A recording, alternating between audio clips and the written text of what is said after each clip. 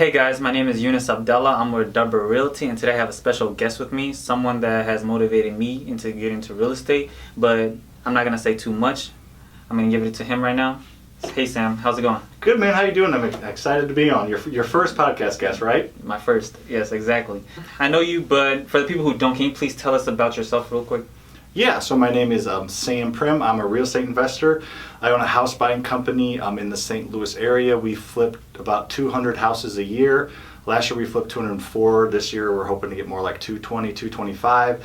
We wholesale about 75% of those, and then we fix and flip the rest. And then I also own a rental portfolio of 140 residential rental doors and some storage facility doors. So pretty active in the real estate investing space. That sounds good. So for who doesn't know, so basically I met Sam off of TikTok while I was wholesaling, and he basically showed me the ways of getting to real estate. He did it the best way out of all the other influencers that I met so far. And he's basically told me from steps of getting the property, using other people's money, and refinancing from there. I know you worked with wholesalers to get your properties. Can you tell us more about what wholesalers are? Yeah, so wholesalers basically are kind of like an intermediary between a distressed seller or distressed property and a investor buyer. They're kind of like real estate agents, but for the investing space. You know, a real estate agent helps the buyer close on a house that they're wanting to purchase and live in. They get paid a fee for kind of helping that transaction along. It's very similar with wholesalers, except it's on the investing side. These aren't properties that you see listed on Zillow or that agents have listed for the most part. These are distressed properties that, you know, there are not that many of them out there, but there are enough that there's some type of issue that needs to sell quick, or the house is a horrible condition. The wholesaler finds that house and then brings in somebody else to close on the house. Usually a wholesaler doesn't have to close or never usually closes on the property. That's why it's a beautiful thing. You don't need money or credit if you're not going to close, so you just get it under contract on a sheet of paper, and then you sell that paper to a real estate investor who's going to close on it and fix it up, and you get paid a fee for doing it. Okay, sounds good. Did you ever wholesale any properties yourself? Yeah, I did. So I got in the game, which I'm sure we get into later, with rental properties, but we did do, you know, probably maybe 15 to 20 wholesales before I went full-time into investing. So we would just come across a property that we didn't want to keep as a rental, got it at a good deal, so we wanted to at least monetize it, so we would mark it up, you know, 5, 10, 15, 20,000, whatever made sense, and sell it to an investor and, you know, get paid a little bit for just kind of moving some paper around. Okay, and can you please tell us about how you basically got your first property into investing in real estate? For sure. So it was 2014, end of 2014. Looking at a ton of properties. We had my business partner Lucas's actually mother-in-law, future mother-in-law, taking us around looking at houses. Back then you could find more houses through agents, through bank-owned properties or foreclosures. There was the real estate market wasn't quite as saturated as it is today. So we went and looked at probably 30 or 40 properties, and then we ended up getting one under contract. Our goal was to buy as many rentals as possible, but I didn't know about the refinance, and I didn't know you could get all your money back. So our plan was to buy it, fix it up, make, you know, 20, 30 grand profit on it, and then use that profit to put down on a rental. During that process, we found out about the 80% cash out refinances, and we ended up, you know, towards the end of the rehab, just getting a renter in and then taking it to a local bank, them giving us 80% refinance cash out back, and we paid off our lender and kind of repeated it almost 100 times now. So, what made you want to start TikTok though? Like, how did you get into that? Yeah, so we built our rental portfolio, had this house buying company that buys quite a few houses a year, and Lucas was running that, and we all decided that I was going to kind of go off and start an education business, so to educate other people to do what we do in the space, and, you know, kind of exactly what you've done, just help guide them along wherever they are in their journey, because there's so many people in this real estate investing education space that don't actively invest. They wrote a book 10 years ago, and they're, you know, trying to sell some course that, you know, is freaking $20,000. So there's a lot of I don't know, fake gurus the right word, but there's a lot of people in the space that aren't actively investing, and we're very actively investing, and it's potentially a pretty profitable space. So in order to do that, you kind of have to grow a brand and a following. So I had an Instagram and a YouTube that I just started, and then TikTok kind of came along, and it was a good way to get in front of more people and have more eyeballs to push to the other platforms. It's honestly kind of all the only reason I started it was to get more followers on Instagram and YouTube because TikTok gets in front of so many people. Okay, so that is your, that's what really made you do it. The demotivation was to get in front of a lot of people to watch you and help them out, basically? Yeah, just get in front of more people, help them out. Our kind of goal is to help out as many people as we can for free, grow some credibility with them. Once they get to a certain point, if they want us to mentor them or coach them or attend a boot camp, they can. But most people don't even know we have that stuff because we never try and sell anything. We just give as much free information as we can through, TikTok, YouTube, Instagram. And then for the people that want more, we have those offerings, but it's not really about that. It's about just getting our name out and building a brand and building credibility. So when the time comes that someone does want to spend some money on a mentor, which makes sense, we kind of come up to top of mind at that point when they come to that conclusion. Okay, well, you mentioned books. Is there any books that you have read that influenced you to even get into real estate, or what? Was there anything? Yeah, like the whole corny line of "Rich Dad, Poor Dad." Everybody. So that I remember reading that at my honeymoon. Lucas gave it to me, and I was reading on my honeymoon and at the beach, and I remember the lady that was bringing us our drinks was like, I read that book. So just that impacts so many people. So you got to say that one.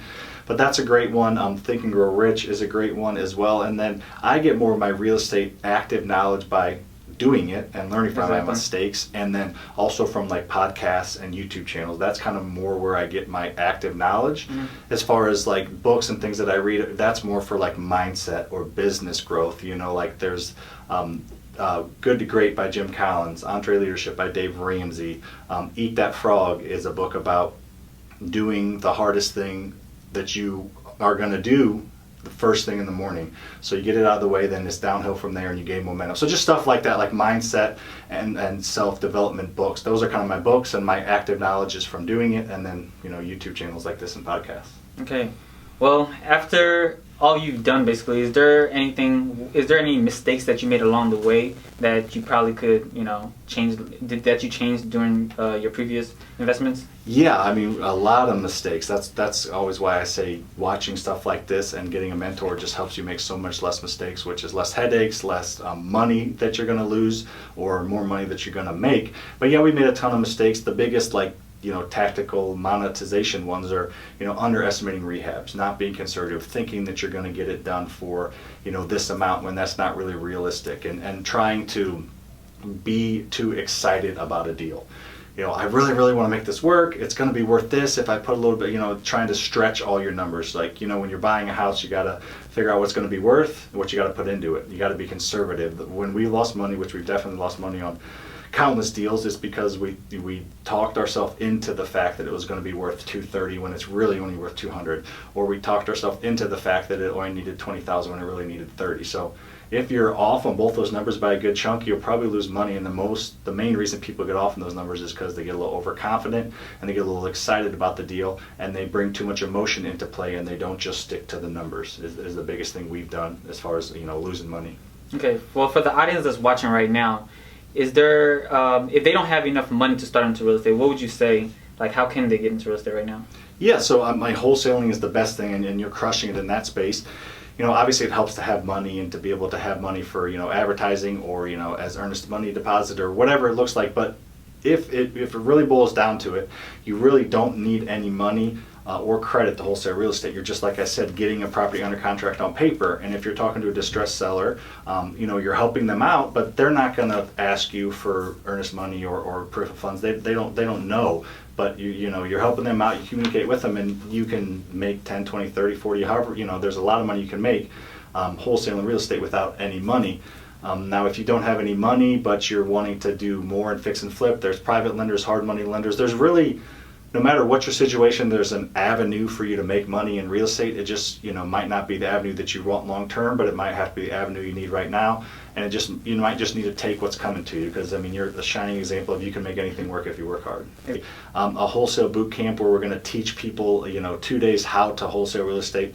All the tactics we use, between myself and the 4 other coaches they're going to be coaching, we've almost bought 3,000 houses. So a lot of experience, and this is the kind of thing that I think most of you should be getting into. Doesn't have to be mine, doesn't have to be anything like that, but going to like a boot camp or a mentorship to someone who's done it, that's all the difference. If somebody can say, do that, don't do that, don't do that, and show you the grooved path that's going to save you tens of thousands, if not more than that, of hundreds of thousands over the years. But yeah, we're going to do that at the beginning of next year. We want to do it in our own building. We're redoing our office building, so we kind of want to do it there and focus on our current rental product that we're offering now. Okay, so as you guys hear, he's going to do it next year. So if you guys are interested, please follow him on Instagram. He'll keep you guys updated on all that. 100%. Well, appreciate it. I know. So I remember you posting a video about you with Ryan Pineda and Kang Lee. Can you please tell us how you guys met and how that friendship started? Yeah, for sure. So that goes along with what kind of been the theme of most of the conversation, is just having mentorships or paying to be around other people that have already done it or that are doing it at a high level. And that's where I met both of those guys at a mastermind that I'm in. We do quite a bit, but we're just scratching the surface at what I can know or should know. To be successful, there's always way more out there to learn and learn from other people, and that's what masterminds are, and that's what the mastermind we're in. It's called Collective Genius. There's about 150, 160 members from around the country, usually the biggest players in each of the markets around the country, and we all meet 4 times a year. We have online stuff, and just meeting them through that and just getting around people that are doing stuff at high levels just motivates you. Now I'm been on YouTube channels with them, and we go live on Instagram. So just getting around other like-minded people, which is what mastermind is, and that's what that one is, and that's how I met those crazy guys. Networking with other investors is the best way to help your business grow into real estate. Yeah, it's just about leveling up. We're doing this together, and it's kind of one of those things. It's kind of one of those things that the corny saying is look at your 5 best friends, and that's so if you continue to increase the people you're around, what they're doing. If you hang around 5 other millionaires, you're more than likely going to get to that point. It might happen quick, it might happen slow, but just hanging around other people, and just if they're millionaires, they're probably smart, they're disciplined, they don't waste money on stupid stuff, they don't waste money on on just fancy things or trying to look cool, and then that will just through osmosis kind of bleed into what you're doing and your attitude. So just hanging around other people that are crushing it's probably the most important thing you can do, whether you got to pay for it or not. Exactly. So I know that real estate takes a lot of time and a lot of work, and I understand that for myself.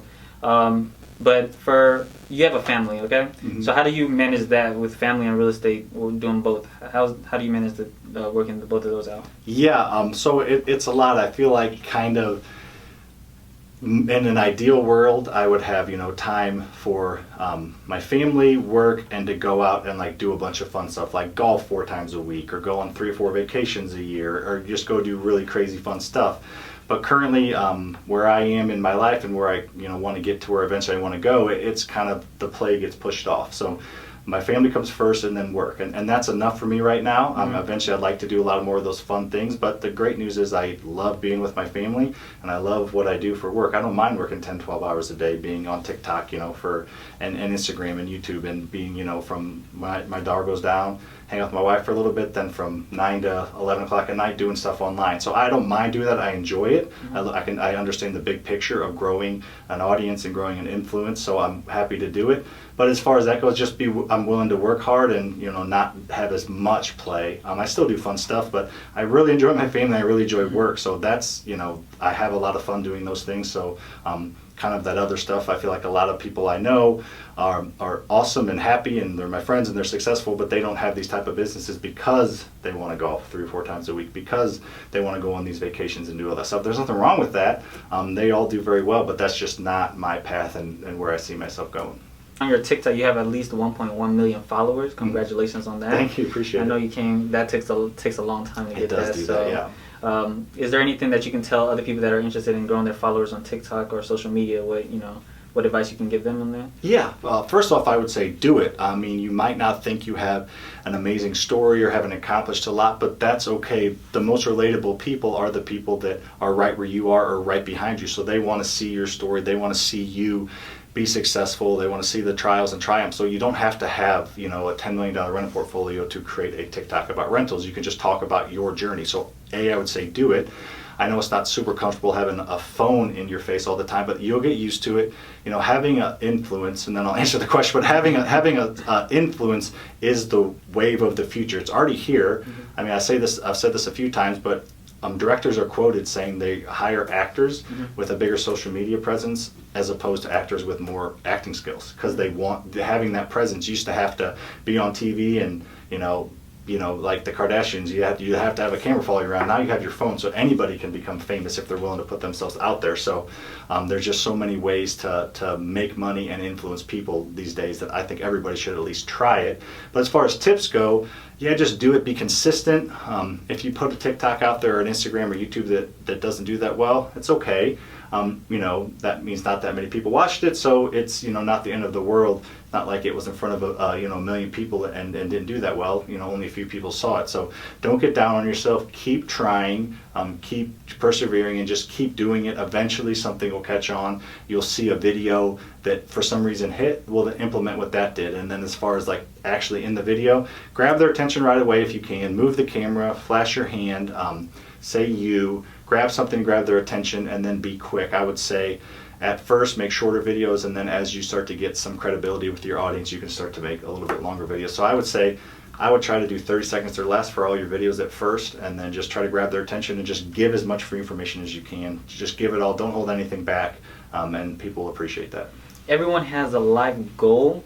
Can you tell us what your life goal is right now? Like, do you have any expectations on what your goal is? Yeah, I mean, my main life goal is to just, be there for my wife and my daughter and raise a family and be happy and be there for them. But as far as business goes, just continue to grow. I think, growing not just social media, but growing this education brand is going to be my thing for a few more years. And then that's never going to go away, but I'm sure I will take somewhat of a backseat. I don't want to be on my phone 8 hours a day like I am now on social media. I mean, I can see the stats on my phone. It's like 7 to 8 hours a day, and most of that's social media. So I don't want to do that forever, but that's what I need to do now. But long term is our goals are $100 million worth of real estate, rental properties, and then just continue to grow our flipping business and probably get into some bigger apartment complexes. I don't have the exact target, but just continue to grow, and where I'm going to be in growth mode for at least 10 more years, and then we'll see. Maybe I'll start to pay things off. Okay. Is there anything you can tell my audience, to make them motivate them to get started into real estate right now? Yeah, I mean, I would say, look at this guy. I'm sure they know your story, but I say it all the time, and you're going to start to be an example that pops in my head. I have other people that pop in my head first, but everybody makes so many excuses. Real estate investing does not discriminate. You don't care how much money you make, what your credit score is, what your education level is, what your upbringing. Real estate doesn't care. So just go out and take action, and go out and learn from people like you, and other people in the space that are doing it, and just go out and take action. I promise you there's an avenue for you to make money and make life-changing money, because unfortunately, being able to be free and do what you want when you want to do, you got to make money. That's just what life is. It's unfortunate that everybody's chasing money, but that's just what you got to do if you want that freedom. So just go out and take action and stop making excuses. You're going to make mistakes. We can only teach you so much. You're going to learn 90% of what you're going to learn by doing it. So just go out there and take action, and just be willing to live with the consequences. If you're willing to fail, that's when you'll really actually succeed. If you're not willing to fail, you're probably not going to be successful. Okay. Well, I just want to tell my audience that everyone leaves a legacy on this world, and Sam definitely has. He left a mark into this world for me. Basically, he left a mark. So he really helped me out even from tough places. Now my life is way better, but he really helped me out with that. So hopefully he can touch you guys. If you guys don't already, you want to tell them your TikTok name? Just follow me on all the socials, TikTok, YouTube, Instagram at Sam Faster Freedom. We'll have that down here also. So perfect. So just follow me, and obviously follow this crazy guy, and we'll do our best to help you any way we can. All right, thank you guys. And next time we'll have a longer video, hopefully ask more questions. So if you haven't already, please like and subscribe, and we'll see you guys later.